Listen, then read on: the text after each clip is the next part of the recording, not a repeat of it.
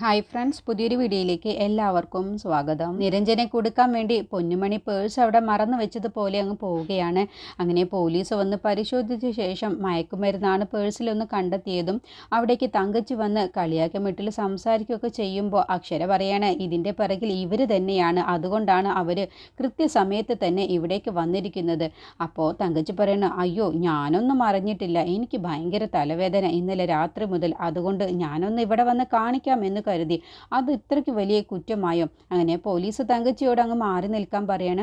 അപ്പോൾ അക്ഷര പറയണേ ഇതിൻ്റെ പിറകിൽ ഇവർ തന്നെയാണ്, അതെ അവരിവിടേക്ക് വരില്ല, ഞങ്ങളെ കൊടുക്കാൻ വേണ്ടി തന്നെയാണ്. അപ്പോഴാണ് പെട്ടെന്ന് അരുന്തിന് ഓർമ്മ വരുന്നത് പൊന്നുമണിയുടെ കയ്യിലാണ് ആ പേഴ്സ് ഉണ്ടായത് എന്ന്. അപ്പോൾ ആ പേഴ്സ് പൊന്നുമണിയാണ് കൊണ്ടുവന്നത്, പൊന്നുമണിയുടെ കയ്യിൽ ആ പേഴ്സ് ഞാൻ കണ്ടതാണ്. അപ്പോൾ നിരഞ്ജൻ അങ്ങ് വിശ്വസിക്കാൻ കഴിയുന്നില്ല. അപ്പോൾ നിരഞ്ജൻ പറയണ അക്ഷരെ നീ ഒന്ന് പൊന്നുമണിയെ വിളിച്ചു നോക്ക്.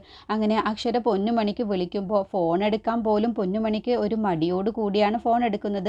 അപ്പോൾ അക്ഷര പറയാണ് പൊന്നുമണി നീ എന്തുകൊണ്ടാണ് പേഴ്സ് എടുക്കാൻ മറന്നു പോയത്? പേഴ്സോ? ഞാൻ പേഴ്സൊന്നും കൊണ്ടുവന്നിട്ടില്ല. ഈ പോയതിൻ്റെ തൊട്ടു പിറകെയായി ഇവിടെ പോലീസ് വന്ന് നിന്റെ പേഴ്സിൽ നിന്നും മയക്കുമരുന്ന് പിടിക്കുകയും ചെയ്തു. ഇപ്പോൾ അദ്ദേഹത്തെ അറസ്റ്റ് ചെയ്യാൻ വേണ്ടി നിൽക്കുകയാണ്. നീ മര്യാദയ്ക്ക് വന്ന് സത്യം പറഞ്ഞ് ആരാണ് നിനക്ക് ഈ മയക്കുമരുന്ന് തന്നത് എന്നെങ്കിൽ നീ അത് പറഞ്ഞ് ഇവിടെ അദ്ദേഹത്തെ രക്ഷിക്കണം. അല്ല എന്നുണ്ടെങ്കിൽ മയക്കുമരുന്ന് കേസിൽ അദ്ദേഹം അകത്താവും. നീ ഒന്ന് മനസ്സിലാക്കി. ഞാനൊന്നും കൊണ്ടുവന്നിട്ടില്ല, എനിക്ക് പേഴ്സുമില്ല, ഞാൻ പേഴ്സും കൊണ്ടുവന്നിട്ട്. പൊന്നുമണി നീ വെറുതെ നുണ പറയണ്ട, ഇവിടെ CCTV ഉണ്ട്. അത് കേട്ടപ്പോൾ പൊന്നുമണി പെട്ടെന്ന് അങ്ങ് പതറുകയാണ്. അതിലുണ്ട് നിന്റെ കയ്യിൽ പേഴ്സ് ഉണ്ടായിരുന്നത്. അപ്പോൾ വീണ്ടും പൊന്നുമണി ഇല്ല, എൻ്റെ കയ്യിൽ പേഴ്സ് ഉണ്ടായിരുന്നില്ല, എനിക്കൊന്നും അറിയില്ല, എന്നെ ഈ കേസിൽ വെറുതെ കൊടുക്കാനൊന്നും നോക്കണ്ട. പൊന്നുമണി നിനക്ക് ആരാണ് ഈ മയക്കുമരുന്ന് തന്നതെങ്കിൽ അത് പറഞ്ഞാൽ മാത്രം മതി, നീ ഇവിടെ വന്ന് സത്യം പറയണം.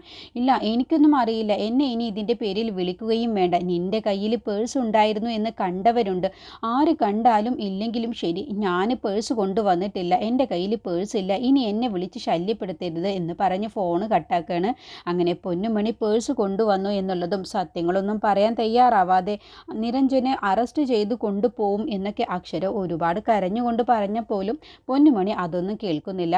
അങ്ങനെ തങ്കച്ചി പിന്നെ ജയശങ്കറിനെ വിളിക്കുകയാണ്. എന്നിട്ട് പറയണേ നിങ്ങളാൾ കൊള്ളാമല്ലോ, നിങ്ങൾക്ക് അടുത്ത് തന്നെ ഒരു തിരിച്ചടി കിട്ടുമെന്ന് ഞാൻ പറഞ്ഞിരുന്നല്ലോ, അതിനിപ്പോൾ ഇങ്ങനെ ഒരു അവസരം ഉണ്ടാവുമെന്ന് എനിക്കറിയില്ലായിരുന്നു. നിങ്ങളുടെ മരുമകൻ ഹോസ്പിറ്റലിൽ നടത്തുകയാണെന്നും പറഞ്ഞ് ക്ലിനിക്ക് നടത്തുകയാണെന്നും പറഞ്ഞ് അതിൻ്റെ മറവിൽ മയക്കുമരുന്ന് ബിസിനസ് നടത്തുകയായിരുന്നല്ലേ. ഇപ്പോൾ നിങ്ങളുടെ മരുമകനെ അറസ്റ്റ് ചെയ്യാൻ വേണ്ടി പോലീസുകാരെത്തിയിട്ടുണ്ട്. രഞ്ജനെ സഹായിച്ചത് മറ്റാരുമല്ല വിശാലാണ്. വിശാൽ കൊണ്ടുകൊടുക്കും, നിരഞ്ജന് ക്ലിനിക്കിൽ വെച്ച് വിൽക്കുകയും ചെയ്യും. നല്ല മറവ് തന്നെയല്ലേ എന്നൊക്കെ പറയുമ്പോൾ ജയശങ്കർ തന്നെ അങ്ങ് അതിശയിച്ചു പോവാണ്.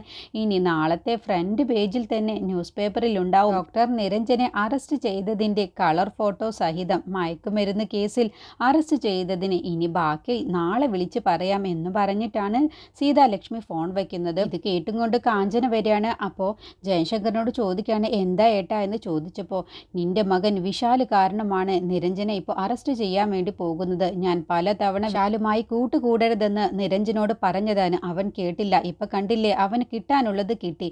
നീ എന്തിനാണ് ഇങ്ങനെ ഒരു മകനെ പ്രസവിച്ചത്? നിന്റെ മകൻ കാരണം എൻ്റെ മോളുടെ ജീവിതം ആദ്യം നശിച്ചു, ഇപ്പോൾ നിരഞ്ജൻ്റെയും എന്ന് പറഞ്ഞ് കുത്തുവാക്കുകൾ പറയുമ്പോൾ കാഞ്ചന പൊട്ടിക്കരയുകയാണ്. ഇല്ല ഏട്ടാ, ഇതിലെന്തോ ചതി നടന്നിട്ടുണ്ട്, ഒരിക്കലും വിശാൽ ഇങ്ങനെയൊന്നും ചെയ്യില്ല, എനിക്ക് ഉറപ്പാണ്. ആ ചതി ചെയ്തത് മറ്റാരുമല്ല, നിന്റെ മകൻ വിശാൽ തന്നെയാണ് എന്ന് പറയുമ്പോൾ കാഞ്ചന വേദനയോട് കൂടിയാണ് കേട്ടുകൊണ്ട് നിൽക്കുന്നത്. അങ്ങനെ കാഞ്ചന ഇതൊന്നും വിശ്വസിക്കാനാവാതെ പൊട്ടിക്കരയുകയാണ്.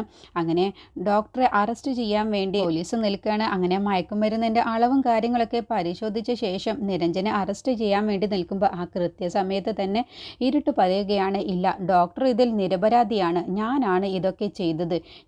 നീ വെറുതെ ഡോക്ടറെ രക്ഷപ്പെടുത്താൻ വേണ്ടി കുറ്റം ഏറ്റെടുക്കണ്ട. അല്ല ഞാൻ കുറ്റം ഏറ്റെടുത്തതല്ല, ഈ ഡോക്ടർ നിരപരാധിയാണ്, ക്ലിനിക്കിൻ്റെ മറവിൽ തന്നെയാണ് എൻ്റെ ബിസിനസ് നടത്താമെന്നുള്ള ഉദ്ദേശത്തിലാണ് ഞാൻ ഇവിടേക്ക് ജോലിക്ക് വന്നത്, ഞാൻ തന്നെയാണ് ഇതിൻ്റെ പിറകിൽ, ഞാൻ തന്നെയാണ് ഇത് ചെയ്തത്, അതുകൊണ്ട് നിരപരാധിയായ ഡോക്ടർ വെറുതെ അറസ്റ്റ് ചെയ്യേണ്ട. അപ്പോൾ തങ്കച്ചി പറയണേ അത് ഡോക്ടറെ രക്ഷപ്പെടുത്താൻ വേണ്ടി ഇയാൾ വെറുതെ കുറ്റം ഏറ്റെടുക്കുകയാണ് സാർ, ഇത് വിശ്വസിക്കരുത്. അപ്പോൾ ഇട്ട് പറയുകയാണ്, ഞാൻ നുണ പറയുകയൊന്നുമല്ല, ഞാൻ ചെയ്ത തെറ്റ് എനിക്ക് വിളിച്ചു പറയാൻ എനിക്കൊരു മടിയുമില്ല, ഞാൻ തന്നെയാണ് ഇത് ചെയ്തത്, ഈ മയക്കുമരുന്നിൻ്റെ പിറകിൽ ഞാൻ തന്നെയാണ് എന്ന് പറയുമ്പോൾ പോലീസ് പറയണേ, ഞങ്ങൾക്ക് പിന്നെ ഒന്നും പറയാനും ചെയ്യാനുമില്ല, പ്രതി തന്നെ കുറ്റം സമ്മതിച്ച സ്ഥിതിക്ക് ഞങ്ങൾക്ക് ഇനി ഒന്നും ചെയ്യാനില്ല, ഈ കേസ് എന്താണെന്നുള്ളത് നല്ലതുപോലെ മനസ്സിലാക്കിയിട്ട് തന്നെയല്ലേ ഇങ്ങനെയൊക്കെ പറയുന്നത്. അപ്പോൾ ഇരുട്ട് പറയണേ, എനിക്കെല്ലാം അറിയാം, നീ അകത്തായി കഴിഞ്ഞാൽ പിന്നെ പുറം ലോകം കാണില്ല എന്ന് തങ്കച്ചിയും പറയുമ്പോൾ എനിക്കെല്ലാം അറിയാം, ഈ കേസ് എന്താണെന്നുള്ളതും എനിക്കറിയാം. അങ്ങനെ പോലീസ് ഇരുട്ടിനെ അറസ്റ്റ് ചെയ്ത് കൊണ്ടുപോകുന്ന സമയത്ത് ഇരുട്ട് പറയണേ, ഒരിക്കലും സാർ, നിരപരാധിയായ സാർ ഈ കേസിൽ അകപ്പെടാൻ പാടില്ല എന്ന് പറഞ്ഞുകൊണ്ടാണ് കേട്ടോ ഇത് പോലീസിനോടൊപ്പം പോകുന്നത്. അങ്ങനെ പോലീസ് ഇരുട്ടിനെയും കൊണ്ടുപോയ ശേഷം നിരഞ്ജനോട് പറയണേ, തീറ്റിപ്പോറ്റി വളർത്തിയവർക്ക് നന്ദിയുണ്ട്, അതുകൊണ്ട് ഇതിൽ നിന്നും രക്ഷപ്പെട്ടത്. നിരഞ്ജൻ പറയണം, എൻ്റെ ചോരയെ കൊണ്ട് തന്നെ എന്നോട് ഇങ്ങനെ ഒരു ചതി ചെയ്തതിന് നിങ്ങളോട് ഞാൻ ഒരിക്കലും ക്ഷമിക്കില്ല, നിങ്ങൾ എനിക്ക് ഒരുപാട് ഉപദ്രവങ്ങളൊക്കെ ചെയ്തിട്ടുണ്ട്, പക്ഷെ അതെല്ലാം തന്നെ ഞാൻ മറന്നാലും ഇത് ഞാൻ മറക്കില്ല എന്ന് പറയട്ടോ. അപ്പോൾ തങ്കച്ചിയും അതിനുള്ള മറുപടി പറയുമ്പോൾ, എന്നോട് ചെയ്ത ചതിക്ക് ഞാനും അത്ര പെട്ടെന്നൊന്നും മറക്കില്ല. അപ്പോൾ അക്ഷരയ്ക്ക് ദേഷ്യം പിടിച്ചിട്ട്, മര്യാദയ്ക്ക് ഇവിടെ നിന്നും ഇറങ്ങിപ്പോകുന്നുണ്ടോ, നിങ്ങൾ ഇങ്ങനെ ഒരു ചതി ചെയ്തതിന് നിങ്ങൾ ഇത്രയ്ക്ക് ക്രൂരമായ ഒരു സ്ത്രീയാണെന്ന് ഞാൻ കരുതിയില്ല, നിങ്ങൾ വെറുതെ വിടില്ല എന്നൊക്കെ പറയുമ്പോൾ പറയണേ, ഇത് ചെയ്തത് ഞാനൊന്നുമല്ല, ഇത് മറ്റാരോ ആണ് ചെയ്തത്. അപ്പോൾ അക്ഷര വിശ്വസിക്കാതെ, ഇല്ല, നിങ്ങൾ തന്നെയാണ് ഇത് ചെയ്തിട്ടുള്ളത്, നിങ്ങൾ മര്യാദയ്ക്ക് ഇവിടെ നിന്ന് സംസാരിക്കാതെ ഇറങ്ങി പോകുന്നുണ്ടോ, അല്ല എന്നുണ്ടെങ്കിൽ കഴുത്തിന് പിടിച്ച് ഞാൻ പുറത്താക്കും, ഞാൻ പോവുക തന്നെയാണ് എന്നും പറഞ്ഞ് തങ്കച്ചു പോകുമ്പോൾ വിശാൽ പറയണേ, ഒന്നവിടെ നിന്ന്, നിങ്ങളിപ്പോൾ ഈ ചെയ്തതിന് നിങ്ങൾക്ക് കണക്ക് പറയേണ്ടി വരും, നിങ്ങളുടെ ഭാഗ്യം കൊണ്ടാണ് ഡോക്ടർ ഇപ്പോൾ അറസ്റ്റ് ചെയ്യാതിരുന്നത്, അല്ല എന്നുണ്ടെങ്കിൽ നിങ്ങളെ ഞാൻ കൊന്നു കളഞ്ഞേനെ, എനിക്കിനി ഒന്നും നോക്കാനില്ലാത്തവനാണ്, എന്നെക്കുറിച്ചും നിങ്ങൾ എന്തൊക്കെയോ പറഞ്ഞല്ലോ, നിങ്ങളോട് എന്നെക്കുറിച്ചുള്ള കാര്യങ്ങളൊക്കെ ആരാണ് പറഞ്ഞത്. അപ്പോൾ തങ്കച്ചി, അതൊക്കെ ആരെങ്കിലും ആയിക്കോട്ടെ, നീ എൻ്റെ പണം എടുത്തതിന് നിനക്ക് ഞാൻ തിരിച്ചടി തരാതിരിക്കില്ല, എനിക്ക് കിട്ടിയ അവസരത്തിലൊക്കെ നിനക്ക് ഞാൻ തന്നിരിക്കും. അപ്പോൾ വിശാൽ പറയണേ, നീ എല്ലാവരോടും കളിക്കുന്നത് പോലെ എന്നോട് കളിക്കാൻ നിൽക്കണ്ട, എനിക്കിനി ഒന്നും നോക്കാനില്ലാത്തവനാണ്, അതുപോലെയല്ല നിങ്ങളുടെയൊക്കെ, നിങ്ങൾക്ക് ഒരുപാട് നഷ്ടപ്പെടാനുണ്ട്, അതുമാത്രം നിങ്ങൾ ഓർത്താൽ മതി. നീ എന്താടാ എന്നെ ഭീഷണിപ്പെടുത്തുകയാണോ? ഞാൻ ഭീഷണിപ്പെടുത്തുകയൊന്നുമല്ല, ഞാൻ ചെയ്യാനുള്ളത് ചെയ്യുമെന്ന് പറഞ്ഞത്, എൻ്റെ ജാതകത്തിൽ ഒരു വൃത്തികെട്ട സ്ത്രീയെ കൊല്ലുമെന്നുണ്ട്, അത് നിങ്ങൾ എന്നെ കൊണ്ട് ചെയ്യിപ്പിക്കാൻ നിൽക്കണ്ട, ഇനി മര്യാദയ്ക്ക് പോവാൻ നോക്ക് എന്ന് പറഞ്ഞ് തങ്കച്ചിക്ക് നല്ല കൊടുത്തിട്ടാണ് വിശാൽ പറഞ്ഞു വിടുന്നത്. അങ്ങനെ നിരഞ്ജൻ സിദ്ധുവിനെ വിളിച്ച് കാര്യം പറയുകയാണ്, എനിക്ക് വേണ്ടിയാണ് പരുന്ത് ഇങ്ങനെ ഒരു കുറ്റം ഏറ്റെടുത്തത്, അത് ആരും പറയാതെ തന്നെ, അതുകൊണ്ട് എത്രയും പെട്ടെന്ന് പരുന്തിനെ രക്ഷപ്പെടുത്തണം, അതിന് സിദ്ധു എന്തെങ്കിലും ചെയ്യണം, സിദ്ധുവിനെ കൊണ്ടേ കഴിയും. അപ്പോൾ മണിയാണ് ആ പേഴ്സ് ഇവിടെ കൊണ്ടുവച്ചത് എന്ന് പറഞ്ഞപ്പോൾ, അതിന് വല്ല തെളിവുകളുമുണ്ടോ, വല്ല CCTV ഫുട്ടേജ് അങ്ങനെ എന്തെങ്കിലും? ഇല്ല, അതൊന്നുമില്ല, പിന്നെ നമ്മൾ എന്ത് ചെയ്യും? എന്തായാലും ഞാനൊന്ന് ആലോചിക്കട്ടെ, പോലീസ് പരുന്തിനെ അറസ്റ്റ് ചെയ്ത് കൊണ്ടുപോയാലും കോടതിയിൽ വെച്ച് ഇത് തെളിയിക്കാനൊന്നും കഴിയില്ല, അതുകൊണ്ട് പേടിക്കാനൊന്നുമില്ല, എന്തായാലും ഞാനൊന്ന് ആലോചിക്കട്ടെ, പരുന്തിനെ രക്ഷിക്കാനുള്ള എന്തെങ്കിലും ഒരു വഴി ഞാൻ ആലോചിക്കട്ടെ. പൊന്നുമണിയെ കൊണ്ട് ഇതൊക്കെ ചെയ്യിപ്പിച്ചത് തങ്കച്ചി തന്നെ ആയിരിക്കും, മറ്റാര് ചെയ്യാനാണ്, എന്തായാലും ഞാനൊന്ന് തെളിയിക്കട്ടെ, അല്ല ഇതിപ്പോൾ തങ്കച്ചിയാണ് ചെയ്തത് എന്നുള്ളത് എങ്ങനെ തെളിയിക്കും സിദ്ധു? ഞാനൊന്ന് ആലോചിക്കട്ടെ, നമുക്ക് എന്തെങ്കിലും ഒരു വഴി കണ്ടുപിടിക്കാം, പരുന്തിനെ രക്ഷിക്കാനുള്ള വഴി നോക്കാം എന്ന് പറഞ്ഞാണ് സിദ്ധു ഫോൺ വെക്കുന്നത്. പിന്നീട് സ്വാമി ജയശങ്കറിൻ്റെ അടുത്ത് വന്ന് കാര്യം പറയുകയാണ്. അപ്പോൾ ജയശങ്കർ ചോദിക്കണേ, എന്തായി, ഞാൻ കേട്ടതൊക്കെ സത്യമാണോ? പലതും കേൾക്കുന്നുണ്ട്, ഇതിനെ അറസ്റ്റ് ചെയ്ത് കൊണ്ടുപോയി. അപ്പോൾ ജയശങ്കർ പറയും, ഞാൻ അപ്പോഴും പറഞ്ഞതാണ് അവരുമായിട്ടൊന്നും ഒരു കൂട്ടും വേണ്ട, ക്ലിനിക്ക് തുടങ്ങണ്ട എന്നൊക്കെ, പക്ഷേ അതൊന്നും കേൾക്കാൻ കൂട്ടാക്കിയില്ല. അപ്പോഴത്തേക്കും അവിടേക്ക് അക്ഷരയും നിരഞ്ജനും കൂടി വരികയാണ്. എന്നിട്ട് ജയശങ്കർ നിരഞ്ജനെ കുത്തുവാക്കുകളോടുകൂടി സംസാരിക്കുകയാണ്. അപ്പോൾ അക്ഷരയ്ക്ക് അങ്ങ് ദേഷ്യം പിടിക്കുകയാണ്, മനസ്സ് തകർന്നു വന്നിരിക്കുകയാണ്. എന്നിട്ട് എങ്ങനെയാണ് ഡാഡിക്ക് ഇങ്ങനെയൊക്കെ സംസാരിക്കാൻ വേണ്ടി തോന്നുന്നത്? ഞാൻ അന്നേ പറഞ്ഞതല്ലേ ആ ക്ലിനിക്ക് തുടങ്ങണ്ട എന്നും ഇതുമാതിരിയുള്ള കൂട്ടുകെട്ടൊന്നും വേണ്ട എന്നും. ഇദ്ദേഹത്തെ രക്ഷിക്കാൻ വേണ്ടിയാണ് പരുന്ത് ഈ കുറ്റം ഏറ്റെടുത്തത്, പരുന്ത് നിരപരാധിയാണ്, ക്ലിനിക്കും ഇതും തമ്മിൽ എന്ത് ബന്ധമാണ് ഉള്ളത് ഡാഡി? പിന്നെ നമുക്ക് ഇങ്ങനെയൊക്കെ ശത്രുക്കൾ ഉണ്ടായത് എങ്ങനെയാണ്? ഡാഡി ഒറ്റ ആൾ കാരണമാണ്. അപ്പോൾ സ്വാമി പറയണേ, മോളെ ഇങ്ങനെയൊന്നും സംസാരിക്കരുത്, നിങ്ങളൊരക്ഷരം മിണ്ടിപ്പോവരുത്, നിങ്ങൾക്ക് എന്തിനാണ് ഞങ്ങളുടെ കുടുംബകാര്യത്തിൽ തലയിടുന്നത്? നിങ്ങളോടല്ലേ പലതവണ പറഞ്ഞത് ഞങ്ങളുടെ കുടുംബകാര്യത്തിൽ തലയിടരുത് എന്ന്? ഇനിയൊരക്ഷരം മിണ്ടിയാലുണ്ടല്ലോ കഴുത്തിന് പിടിച്ച് പുറത്താക്കും. അത് കേട്ടപ്പോൾ ജയശങ്കർ പറയണേ, അങ്ങനെയാണെങ്കിൽ അതൊന്ന് കാണട്ടെ, നിനക്ക് അത്രക്ക് ധൈര്യമുണ്ടെങ്കിൽ അതൊന്ന് ചെയ്ത് കാണിക്കേ. അപ്പോൾ നിരഞ്ജൻ പറയണം, അക്ഷര ഞാനൊന്ന് പുറത്തു പോവുകയാണ്, എനിക്ക് പൊന്നുമനെ ഒന്ന് കാണണം. അപ്പോൾ അക്ഷര പറയണേ, ഞാനും കൂടി ഉണ്ട്, വേണ്ട ഞാൻ തനിച്ച് പോയിക്കോളാം, എനിക്ക് അവളോട് തനിച്ച് സംസാരിക്കണം എന്നും പറഞ്ഞ് നിരഞ്ജൻ നേരെ വീട്ടിലേക്ക് പോകണം. പൊന്നുമണി വീട്ടിലെത്തിയ ശേഷം നിരഞ്ജൻ്റെ അമ്മയുടെ മുന്നിൽ വെച്ച് അഭിനയിക്കുകയാണ്. അല്ല അമ്മായിക്ക് ആരെങ്കിലും വിളിച്ചിരുന്നോ എന്ന് ചോദിക്കുമ്പോൾ അതെന്താ നീ അങ്ങനെ ചോദിച്ചത്? അല്ല മാഷേട്ടനും അങ്ങനെ ആരെങ്കിലും വിളിച്ചിരുന്നോ? നീ എന്താ അങ്ങനെ ചോദിച്ചത്? എനിക്കാരും വിളിച്ചിട്ടില്ല. അല്ല ഇനിയിപ്പോൾ എന്നെ ചോദിച്ച് ആര് ഇവിടെ വന്നാലും ഞാൻ എന്നെ വിളിക്കാനൊന്നും നിൽക്കണ്ട. എനിക്കെന്താണെന്നറിയില്ല വല്ലാത്തൊരു ക്ഷീണമുണ്ട്. അപ്പോൾ നിരഞ്ജന അമ്മയ്ക്കൊരു സംശയം വരികയാണ്. എന്താടി പ്രശ്നം? നിൻ്റെ മുഖം വല്ലാതിരിക്കുന്നു. നീ എന്തെങ്കിലും കുഴപ്പത്തിൽ ചെന്ന് ചാടിയോ? ഒന്ന് തുറന്നു പറ. ഇല്ല എന്നല്ലേ പറഞ്ഞത്?